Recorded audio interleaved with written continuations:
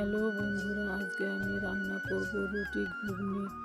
তো আমি ঘুগনিটা আগে থেকে ভিজিয়ে রেখেছিলাম, তারপর সব মশলাগুলো একসঙ্গে মিক্সারে করে নিলাম, কারণ আমার সোনা বাবা অপেক্ষায় আছে কতক্ষণে রান্না হবে, তার জন্য ঝটপট রান্না করে ফেললাম। ওই দেখো আমার সোনা বাবা কীভাবে অপেক্ষা করছে কতক্ষণে রান্না হবে।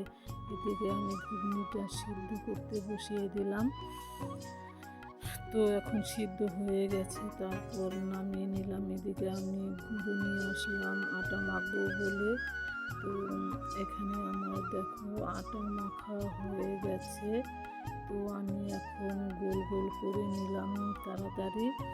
এদিকে ঘুগনিটা দেখো বন্ধুরা কত সুন্দর সিদ্ধ হয়ে গেছে। তো সিদ্ধ করার পরে নামিয়ে নিলাম। তারপর আমি মশলাটা কষানোর জন্য দিয়ে দিলাম কড়াইতে। তো আমার মশলা কষানো হয়ে গেছে, ঘুগনিটাও কষানোর জন্য দিয়ে দিলাম। ঝটপট করে রান্না করে ফেললাম। দেখো বন্ধুরা রান্নাটা ভালো হয়েছে কিনা খারাপ হয়েছে বলবে। এদিকে আমি রুটিটাও ভেজে নিলাম। তারপর সব রুটিগুলো ভাজা হয়ে গেল।